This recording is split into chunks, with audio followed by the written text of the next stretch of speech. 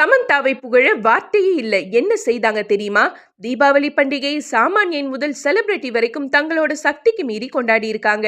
புது dress, sweets, பட்டாசு, கிஃப்ட்ஸ்னு குடும்பத்தினர், நண்பர்கள், உறவினர்கள்னு எல்லோருக்கும் கொடுத்து பகட்டையும் கெத்தையும் காட்டுவாங்க. ஆனா நம்ம சமந்தா மட்டும் அரசு சாரா என்ஜிஓ நிறுவனத்தோட சேர்ந்து நிறைய குழந்தைகளோட கொண்டாடி இருக்காங்க. குழந்தைகளோட சேர்ந்து பட்டாசு வெடிச்சு குழந்தைகளோட குழந்தைய ஆடி பாடி செலிப்ரேட் பண்ணியிருக்காங்க.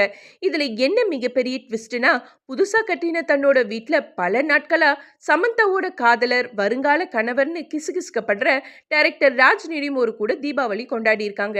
அப்படின்னா தன்னை பத்தி பேசப்படுற வதந்திகள் எல்லாம் உண்மைதான்னு அவங்களே சொல்லாம சொல்லியிருக்காங்கன்னு கமெண்ட் பண்ண ஆரம்பிச்சிட்டாங்க நெட்டிசன்ஸ்.